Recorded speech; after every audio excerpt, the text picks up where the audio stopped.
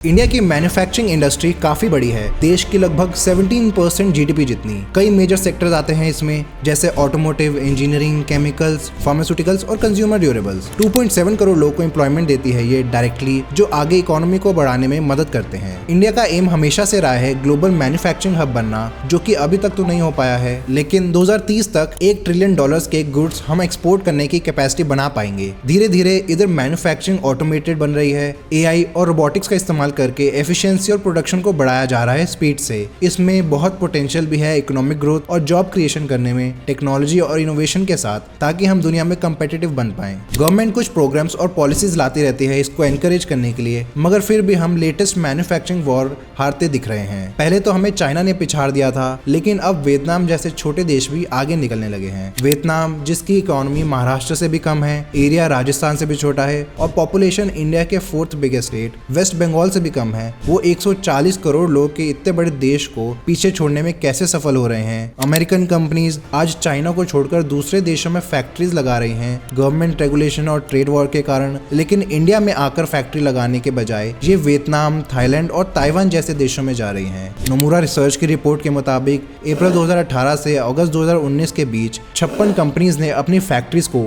China से बाहर निकाला, जिसमें से सिर्फ 3 कंपनीज इंडिया में आई, बाकी में से 26 वियतनाम गई, 11 ताइवान में और 8 थाईलैंड में। तो हम आज ऐसी कौन सी मिस्टेक कर रहे हैं कि आज भी कंपनीज इंडिया को बाईपास करना चाहती हैं? इनके बारे में जानने के लिए हमें थोड़ा पीछे जाना पड़ेगा गवर्नमेंट डिसीजंस और पॉलिसीज के ऊपर। जो भी सबसे ज्यादा जीडीपी पर कैपिटा वाले देश हैं, जैसे यूएसए, यूके, जर्मनी, जापान वगैरह, उन सब के डेवलपमेंट में मैन्युफैक्चरिंग सेक्टर का काफी बड़ा हाथ रहा है। लेकिन बढ़ते इनकम लेवल के साथ उधर की कंपनीज ने थोड़े गरीब या कम जीडीपी वाले देशों में अपनी मैन्युफैक्चरिंग भेज दी। इससे कॉस्ट भी कम हो गए हर प्रोडक्ट के और कंपनीज प्रॉफिट्स भी बढ़ा पाई अपना। लेकिन उधर के अनस्किल्ड और सेमी स्किल्ड लेबर के एम्प्लॉयमेंट में बुरा असर पड़ा। इसका सबसे बड़ा एग्जाम्पल जो पिछले 3-4 दशकों में सामने आया है, वो है चाइना की सक्सेस। मैन्युफैक्चरिंग की बदौलत वो आज दुनिया की दूसरी सबसे बड़ी इकोनॉमी बन चुकी है, इंडिया से 5 गुना बड़ी। 50 साल पहले चाइना इंडिया से काफी पीछे हुआ करता था, लेकिन उनकी गवर्नमेंट की कुछ पॉलिसीज और सब्सिडीज कंपनीज को अट्रैक्ट करने में कामयाब रही, जिससे एक मिरेकुलस ग्रोथ देखने को मिली उधर। ये एक पॉलिटिकल स्ट्रक्चर के कारण भी हो पाया है, जहां ब्यूरोक्रेट्स के पास ज्यादा पावर नहीं होती, लोकल लीडर्स के पास कंपनी को अट्रैक्ट करने का इंसेंटिव ज्यादा रहता है और एजुकेशन लेवल भी बेहतर है। एक हंगेरियन इकोनॉमिस्ट निकोलस काल्डोर ने यूके से लेकर जापान तक 12 उन कंट्रीज को एग्जामिन किया जिनमें इंडस्ट्रियल रेवोल्यूशन सबसे पहले आया था। उन्होंने इंडस्ट्रियल डेवलपमेंट और इकोनॉमिक ग्रोथ में ये रिलेशन पाया कि फास्ट इकोनॉमिक ग्रोथ के लिए मैन्युफैक्चरिंग सेक्टर मेन इंजन की तरह काम करता है, उसको ऊर्जा देने के साथ स्पीड भी बढ़ाता है उसकी। सारी डेवलप्ड कंट्रीज जब बढ़ रही थी, तब इनकी इकोनॉमी में मैन्युफैक्चरिंग सेक्टर का शेयर बहुत बड़ा था। यूके की बात करें तो आज भले ही मैन्युफैक्चरिंग सेक्टर उनकी जीडीपी का सिर्फ 10% हिस्सा बनाता है, लेकिन 1948 में यही नंबर था 48%। यूएसए में भी मैन्युफैक्चरिंग उनकी जीडीपी का 25% से ज्यादा हिस्सा होता था 1948 में, जो आज गिरकर 13% से भी नीचे पहुंच गया है। फ्रांस में भी मैन्युफैक्चरिंग सेक्टर का शेयर 9% तक गिर गया है, लेकिन एक फायदा हुआ है इससे, हाई स्किल्ड लेबर में बढ़ोतरी। मैन्युफैक्चरिंग सेक्टर की जगह ज्यादातर सर्विस सेक्टर ने ले ली है। इनकी जीडीपी में सबसे बड़ा हिस्सा वो बनाती है, यहाँ तक कि डोमिनेट करके रखा है पूरी इकोनॉमी को कई जगह। यूके में सर्विस इंडस्ट्री का 82% हिस्सा है, यूएसए में 80% और डेनमार्क में भी 80%। निकोलस काल्डोर इस चीज को डी इंडस्ट्रियलाइजेशन के माध्यम से समझाते हैं। होता यह है कि जब कंट्रीज अमीर हो जाती हैं, तो मैन्युफैक्चरिंग सेक्टर से उनका इकोनॉमिक बेनिफिट कम हो जाता है, इसलिए वो सर्विस सेक्टर की तरफ जाने लगती हैं। जैसे एक फोन बनाना ज्यादा मुश्किल और कॉस्ट इंटेंसिव प्रोसेस है, उसके सॉफ्टवेयर या ऐप बनाने से, जो कि कई बार ज्यादा प्रॉफिटेबल हो सकता है फोन से भी। यही कारण है कि सब डेवलप्ड कंट्रीज अपनी मैन्युफैक्चरिंग को डेवलपिंग कंट्रीज में मूव कर देती हैं। अपने देश में वर्कर्स $5000 पर मंथ की सैलरी मांगते हैं, तो वही काम अगर डेवलपिंग देशों में $500 की सैलरी में हो जाए तो वो ज्यादा प्रेफर करती हैं कंपनीज। 1970s में यूएसए और यूरोप की ज्यादातर इकोनॉमीज मैच्योर हो गई थी, तो कंपनीज जब दूसरी कंट्रीज में प्रोडक्शन सेटअप करने का डिसीजन ले रही थी, तब इंडिया का नाम भी सामने आया। बहुत बढ़िया मौका था इंडिया के पास अपने मैन्युफैक्चरिंग सेक्टर को एक्सपैंड करके इकोनॉमी को डेवलप करना, लेकिन ऐसा नहीं हो पाया। चाइना और इंडिया दोनों ही कंट्रीज आइसोलेटेड थी तब तक, लेकिन अर्ली 1980s से ही दोनों ने अपनी अपनी इकोनॉमी को धीरे धीरे लिबरलाइज करना शुरू किया। किया, मगर चाइना ने अपनी इकोनॉमी को बड़े स्तर पर खोला, जिसके पीछे उनके लीडर डेन शाओपिंग का बड़ा रोल माना जाता है। अमेरिकन कंपनीज ने इंडिया में आने के बजाय चाइना में जाना डिसाइड किया, क्योंकि उन्हें सिर्फ चीप लेबर नहीं बल्कि ज्यादा से ज्यादा रिटर्न और इन्वेस्टमेंट भी चाहिए था। जब भी कोई कंपनी दूसरे देश में अपना मैन्युफैक्चरिंग प्लांट लगाती है तो वो एक प्रकार से वहां पर अपना पैसा इन्वेस्ट कर रही है, लेकिन इतने बड़े अमाउंट को इन्वेस्ट करने से पहले वो ये देखती है कि लैंड, लेबर, टैक्सेस और इंफ्रास्ट्रक्चर कहाँ का बेटर है, जिससे उनको कम खर्चा करना पड़े उन पर। अगर किसी देश में इंफ्रास्ट्रक्चर की हालत खराब है, टैक्सेस और लैंड बहुत महंगे हैं या फिर लेबर वेल ट्रेन नहीं है, तो भी कंपनीज एक बार तो पैसा इन्वेस्ट कर देंगी, मगर उन्हें ज्यादा रिटर्न ऑन इन्वेस्टमेंट चाहिए होगा, एक थ्रेशोल्ड से भी ज्यादा। कंपनीज उसके लिए करप्शन और बैकडोर डील्स करने को भी तैयार रहती हैं हमेशा। चाइना को ये बात समझ आ गई थी कि अगर कंपनीज को अपने देश में बुलाना है तो अपने एसेट प्राइसेस को कम रखना पड़ेगा। इनके लिए उन्होंने पॉलिसीज बनाई, स्पेशल टैक्स फ्री जोन्स भी एस्टैब्लिश किए और अपनी करेंसी को डिप्रिशिएट करना भी शुरू कर दिया। इस चार्ट में रेड वाली लाइन शो कर रही है यूएस डॉलर और चाइनीज युआन के बीच रेट ऑफ चेंज कितना रहा, और ब्लू लाइन यूएस डॉलर और इंडियन रुपीज के बीच रेट ऑफ चेंज को। इसमें 1981 से 2003 तक युआन का डिप्रिसिएशन तेजी से हुआ है रुपये के कंपैरिजन में। जहां $1 में 1.49 युआन आते थे, तब वही 2004 तक 8.27 युआन आने लगे। इसके कारण कंपनीज को चाइना में 15 से 30% कम दाम पर एसेट्स मिलने लगे, जिससे कई कंपनीज अट्रैक्ट हुई और चाइना में एफडीआई बढ़ी। इस ग्राफ में ग्रीन लाइन इंडिया के अंदर आने वाली एफडीआई और रेड लाइन चाइना की एफडीआई दिखाती है। 1981 में इसकी फिगर 0 थी चाइना की, जो 1993 तक बढ़कर 6.19% हो गई। और आज भी देखें तो हर साल उधर जीडीपी का 4% से ज्यादा एफडीआई इनफ्लो रहता है, जहां इंडिया में 1% भी मुश्किल से क्रॉस हो पाया है। 20 सालों में चाइना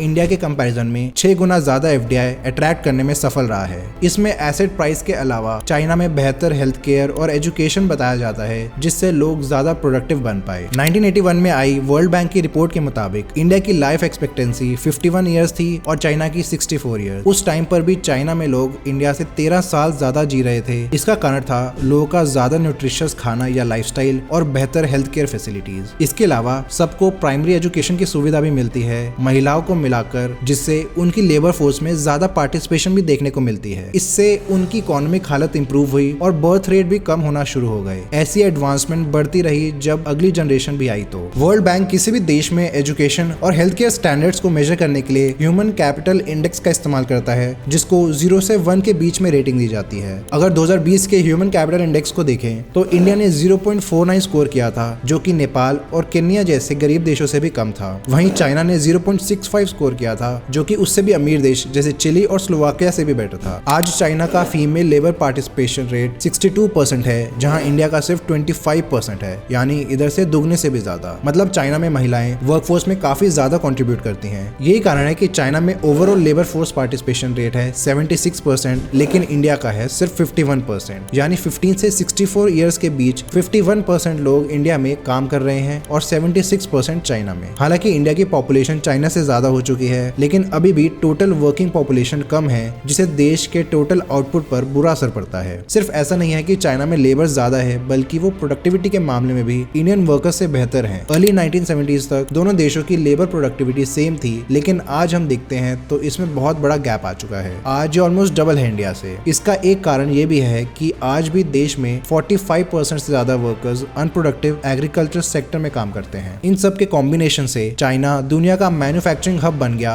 जहां से पूरी दुनिया का लगभग 29% मैन्युफैक्चरिंग आउटपुट निकलता है, $4 ट्रिलियन जितना। मतलब चाइना का मैन्युफैक्चरिंग आउटपुट अकेले ही इंडिया की पूरी जीडीपी से बड़ा है। दोनों ही मामलों में इंडिया पीछे रह गया। सबसे पहले तो इकोनॉमी को लिबरलाइज करने में थोड़ी देर कर दी। जहां 1980s में चाइना ने लिबरलाइज कर लिया था, वहीं इंडिया 1992 तक इसे कर पाया। इंडिया तब चाइना से भी आगे था, तो उसे कंपटीशन भी नहीं मानता था, लेकिन वो लगातार रिफॉर्म्स करते चले गए और ओवरटेक कर लिया। 1991 में पीवी नरसिम्हा राव की सरकार बनी, जिसमें मनमोहन सिंह फाइनेंस मिनिस्टर थे। इन दोनों ने मिलकर आईएमएफ के प्रेशर के बाद इकोनॉमी को खोलना शुरू किया। रेगुलेशंस कम हुए, बिजनेसेस खोलना आसान बना, टैक्स में छूट दी, जिससे देश की ऑलमोस्ट बैंकरप्ट इकोनॉमी को रिवाइव किया जा सके। इसमें इंडियन करेंसी भी 50% से डिप्रिशिएट हुई, जिससे फॉरेन कंपनीज के लिए एसेट प्राइस में कमी देखने को मिली। एजुकेशन के मामले में देश के छोटे राज्यों में अच्छी फैसिलिटीज मौजूद नहीं है, जो एक प्रोडक्टिव और स्किल्ड लेबर को प्रोड्यूस कर सके। हायर एजुकेशन में भी पिछड़ गया है चाइना से। आज दुनिया की टॉप 100 यूनिवर्सिटीज में चाइना की 7 आती हैं, जिसमें से शिंगुआ और पेकिंग यूनिवर्सिटी टॉप 20 में है। शिंगुआ यूनिवर्सिटी को तो कंप्यूटर साइंस की फील्ड में one of the the best university माना जाता है पूरी दुनिया में। इंडिया की कोई यूनिवर्सिटी टॉप 100 में नहीं आती,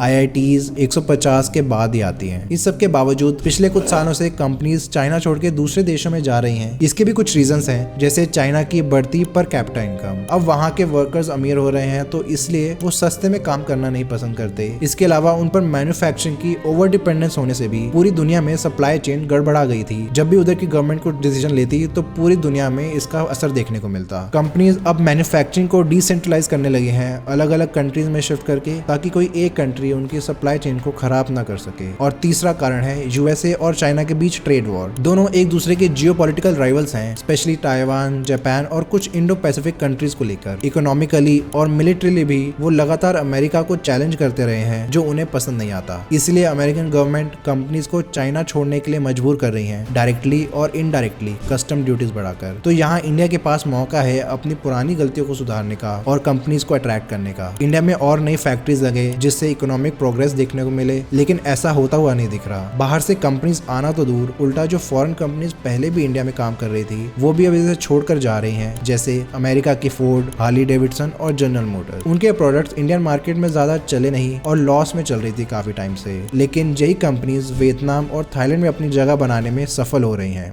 इंडिया इन्हें अट्रैक्ट नहीं कर पा रहा है, तो इसके 4 मेन कारण हैं। पहला, स्किल्ड और प्रोडक्टिव लेबर की कमी। अगर हम ह्यूमन डेवलपमेंट इंडेक्स को देखें तो 193 कंट्रीज में से इंडिया की रैंक 134 है, वहीं वियतनाम की रैंक है 107, जो इंडिया से 27 रैंक ऊपर आती है। इसका मतलब है कि इधर लोगों को इंडिया के मुकाबले ज्यादा बेटर हेल्थ केयर और एजुकेशन की सुविधा मिलती है, जिससे स्टैंडर्ड ऑफ लिविंग भी काफी बेहतर है। यही कारण है कि वहाँ लेबर प्रोडक्टिविटी ज्यादा है, मगर इसका मतलब ये भी है कि इधर वेजेस भी थोड़ी ज्यादा है। इंटरनेशनल लेबर ऑर्गेनाइजेशन की लेबर प्रोडक्टिविटी रैंकिंग में इंडिया 126 पर आता है, वहीं वियतनाम 117 पर। इसके अलावा इलेक्ट्रॉनिक्स और कंप्यूटर इक्विपमेंट के मार्केट में इंडिया ने रिसेंटली ही एंट्री ली है, वहीं वियतनाम इसमें पुराना खिलाड़ी है। सैमसंग 6 फैक्ट्रीज और एक रिसर्च सेंटर ऑपरेट करती है वहाँ। सैमसंग, जो दुनिया की सबसे बड़ी मोबाइल फोन वेंडर है, उसके लगभग आधे फोन यही बनते हैं। वियतनाम में ऑलरेडी 200 से ज्यादा इलेक्ट्रॉनिक कंपनीज ऑपरेट करती हैं। इसका मतलब है कंपनीज को स्किल्ड लेबर आसानी से मिल जाता है, ज्यादा ट्रेनिंग में इन्वेस्ट नहीं करना पड़ता। दूसरा रीजन है पुअर इंफ्रास्ट्रक्चर। इंडिया लगातार इंफ्रास्ट्रक्चर को इंप्रूव करने की कोशिश तो कर रहा है रिसेंटली, लेकिन अभी भी हम इस मामले में काफी पीछे हैं। इंफ्रास्ट्रक्चर ग्रोथ की स्पीड भी स्लो है जितनी होनी चाहिए उससे। 2024 में इंडिया ने अपनी जीडीपी का 3.3% इंफ्रास्ट्रक्चर में इन्वेस्ट किया, वहीं वियतनाम की बात करें तो उन्होंने 6.6% लगाया। 2016 तक भी वियतनाम अपनी जीडीपी का सिर्फ 2.3% ही इंफ्रास्ट्रक्चर पर लगाता था, मगर उन्हें जल्दी समझ आया कि अपने मैन्युफैक्चरिंग सेक्टर को बढ़ाने के लिए ये करना काफी जरूरी है। धीरे धीरे इंडिया भी इस चीज में तेजी लाने की कोशिश कर रहा है। पिछले 7 सालों में लगभग 67 लाख करोड़ रुपए खर्च किए गए हैं इंफ्रा प्रोजेक्ट्स पर, और यह फिगर अगले 7 सालों में डबल कर दी जाएगी 143 लाख करोड़ तक, ऐसा प्लान है। बनाते वक्त प्रोजेक्ट की क्वांटिटी से ज्यादा क्वालिटी पर फोकस करना पड़ेगा, क्योंकि बुरे बने इंफ्रास्ट्रक्चर से नुकसान ज्यादा हो सकता है फायदे के कंपैरिजन में। नए खुले एक्सप्रेसवेज में पॉट होल्स बन जाना या ब्रिजेस का गिर जाना बहुत बुरा इफेक्ट करता है पूरी कम्युनिटी को। क्वालिटी के अलावा कई प्रोजेक्ट्स सालों डिले और करोड़ों ओवर बजट चले जाते हैं। इसका मेन रीजन होता है इनकम्प्लीट प्लानिंग और ओवर एम्बिशियस प्रोजेक्शंस, यानी प्रोजेक्ट के सारे चैलेंजेस समझने से पहले ही उस पर काम शुरू कर देना और ठीक से डेडलाइंस ना बना पाना, जिससे काफी ओवर स्पेंडिंग और अंडर यूटिलाइजेशन देखने को मिल सकता है। ऐसे 80 से 90% प्रोजेक्ट्स में होता है रेगुलरली, जिसे हम अवॉइड कर सकते हैं। कैसे किसी बड़े प्रोजेक्ट को प्लान और इम्प्लीमेंट करना चाहिए, उसके लिए एक बहुत अच्छी बुक है जो आपको भी पढ़नी चाहिए, how big things get done by Bent Flyvbjerg and Dan Gardner. आज इंडिया के top 10 most delayed infrastructure projects में से 7 तो रेलवे लाइंस आती हैं, जिसमें से कई तो 18 साल से भी ज्यादा से डिले चल रही हैं। लॉजिस्टिक्स और गुड ट्रांसपोर्ट में रेलवे से एफिशिएंट और कोई मोड नहीं है, तो इसको बनाना बहुत जरूरी हो जाता है अगर हम बिजनेसेस को अट्रैक्ट करने की बात करें तो। तीसरा रीजन है टैक्सेस, सब्सिडीज और रेड टेप। अगर साउथ से नॉर्थ इंडिया सामान भेजना हो तो वो चाइना के कंपैरिजन में ज्यादा एक्सपेंसिव पड़ता है, जिसका डायरेक्ट रिलेशन पेट्रोल और डीजल पर लगाए गए 100% टैक्स से है। ये टैक्स रोकता है इंडिया को कम्पीट करने से, क्योंकि साउथ ईस्ट एशियन कंट्रीज में इतना टैक्स नहीं है फ्यूल पर, तो वहाँ ट्रांसपोर्टेशन भी चीप पड़ता है। यही नहीं, इंडिया में इंपोर्ट ड्यूटी भी वियतनाम से दुगनी है,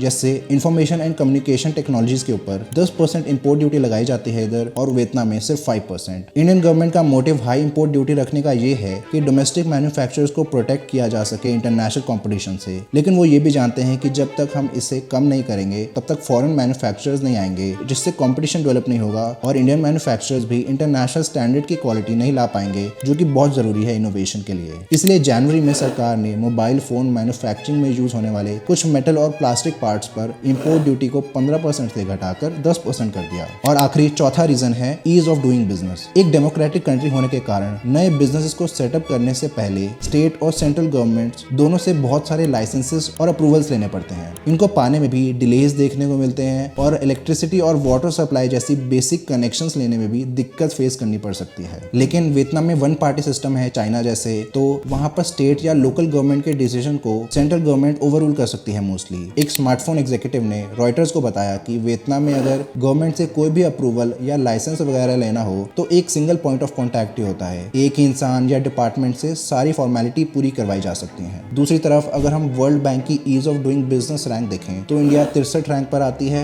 और वियतनाम 70। मतलब ओवरऑल इंडिया में बिजनेस करना आसान है कंपेयर टू वियतनाम, लेकिन अगर नया बिजनेस स्टार्ट करना हो तो वियतनाम में वो ज्यादा आसान है। इसमें वो 115 नंबर पर आती है और हम 136 पर। इन सब के बावजूद आज वियतनाम के पास कुछ जियोग्राफिकल एडवांटेजेस हैं जो उसे फायदा पहुंचाती है। वो है चाइना के पास होना, जिससे कंपनीज के लिए रिलोकेशन कॉस्ट कम हो जाती है, और जो ट्रेड यूएस के साथ होता है वो पैसिफिक ओशन वाले रूट से ही होता हुआ जाता है, तो उसके लिए वियतनाम की लोकेशन सूटेबल है। इंडिया के लिए उनको नया रूट बनाना पड़ेगा जिससे लॉजिस्टिक कॉस्ट में बढ़ोतरी हो सकती है। ये भी एक माइनर मगर सिग्निफिकेंट रीजन है। इन्हीं सब रीजंस की वजह से वियतनाम में एफडीआई स्पीड से बढ़ रही है। 2023 में वो $36.6 बिलियन यानी 3.1 लाख करोड़ रुपीस एफडीआई को अट्रैक्ट करने में कामयाब रही थी, एक साल पहले के मुकाबले 22% ज्यादा। लेकिन वहीं पर इंडिया की एफडीआई कम होती जा रही है। 2023 में एक साल पहले से 42% कम एफडीआई देखने को मिली, जो कि अच्छी खबर नहीं है अगर हम मैन्युफैक्चरिंग हब बनना चाहते हैं तो। अभी भी फॉरेन इन्वेस्टर्स इंडिया को एक लॉन्ग टर्म इन्वेस्टमेंट डेस्टिनेशन की तरह नहीं देख पा रहे हैं। इस मैन्युफैक्चरिंग वॉर को जीतने में इंडिया को अभी बहुत स्ट्रगल करना पड़ेगा। पॉलिसीज और इंफ्रास्ट्रक्चर को इंप्रूव करने के साथ ईज ऑफ डूइंग बिजनेस पर भी ध्यान देना पड़ेगा। कैसे इंडिया सेमीकंडक्टर इंडस्ट्री को एस्टैब्लिश कर रहा है, इसके ऊपर पूरी वीडियो देखने के लिए कार्ड को क्लिक करें। धन्यवाद।